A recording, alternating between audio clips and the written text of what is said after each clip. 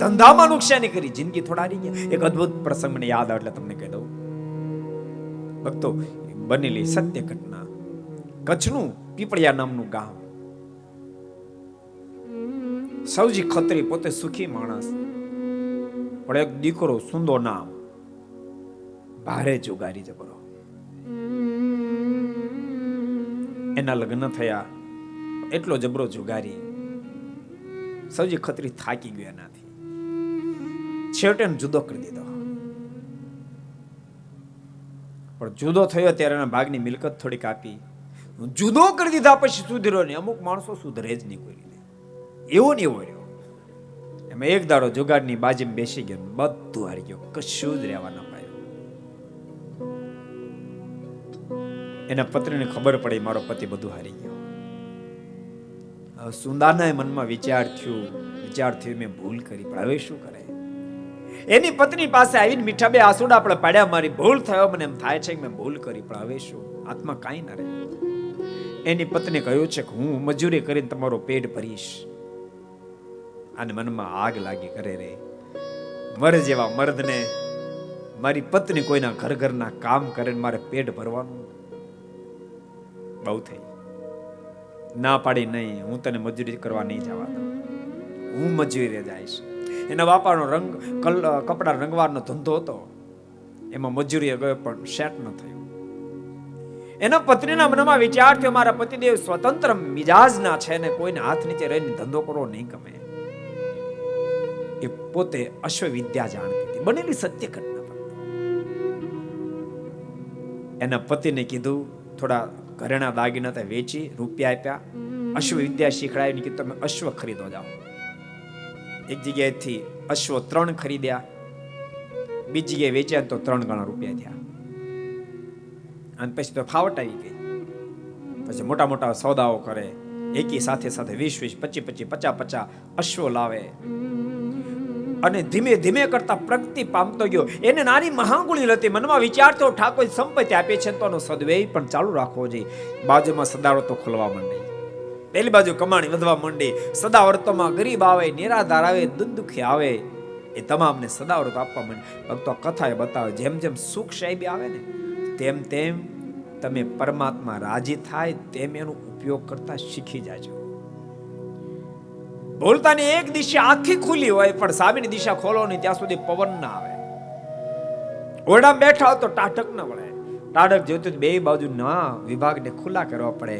એમ આવકનો વિભાગ ગમે તેટલો ખુલ્લો છે, ઇન્કમ આવક ગમે તેટલી આવતી છે, પણ જાવકનો યોગ્ય માર્ગ જો ખુલ્લો તમે નહીં કરો તો તમને પ્રાપ્ત થયેલી સંપત્તિમાંથી તમને સુખ અને શાંતિની પ્રાપ્તિ નહીં થાય.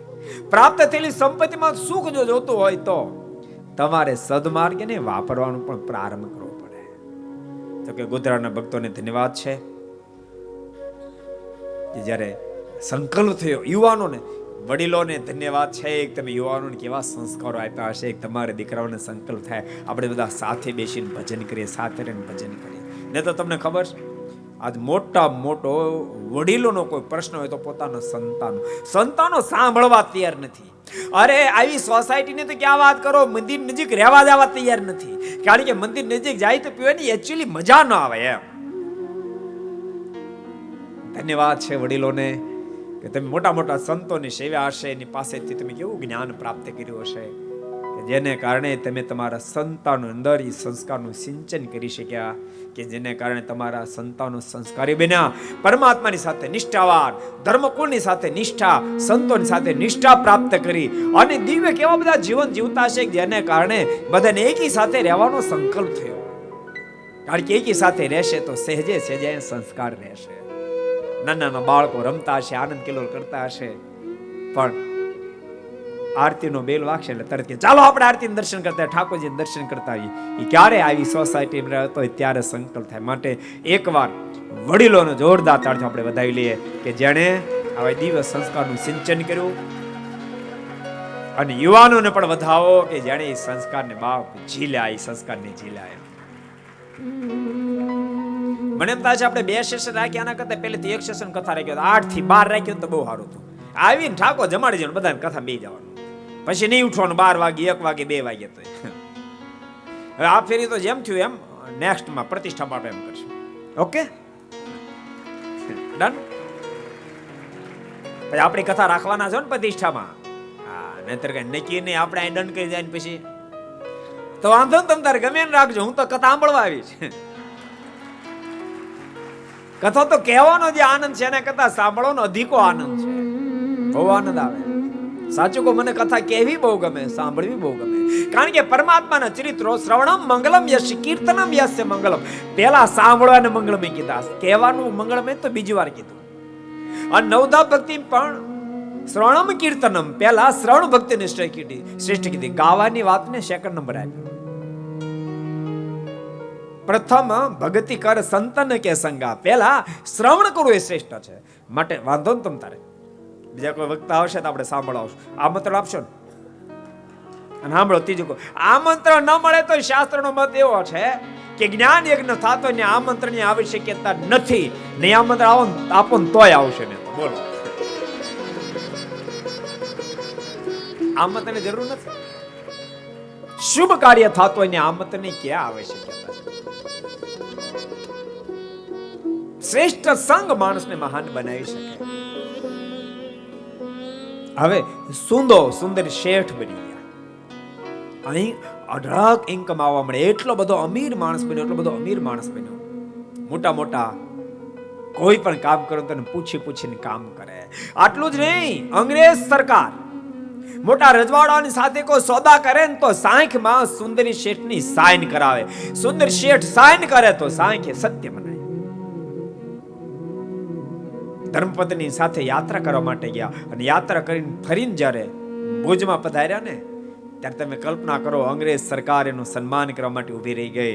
ગાયકવાડી સરકાર એના માણસો સન્માન કરવા માટે આવ્યા.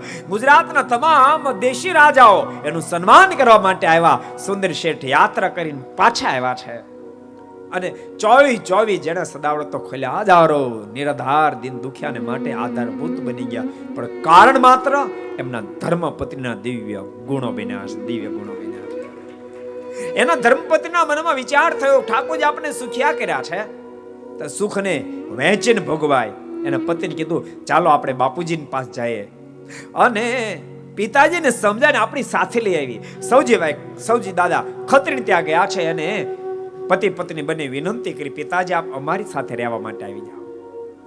પોતાના પિતાને પોતાની સાથે લાવ્યા, પોતાના મોટા ભાઈને પણ પોતાની સાથે રાખી દિવ્ય જીવન જીવી અને બાપ આ સમાજમાં નામના પ્રાપ્ત કરીને પછી વિદાય લીધી. એમ ભક્તો ભારત વર્ષનો ગુજરાતનો કચ્છ ધરતીનો ઇતિહાસ બતાવ્યા છે.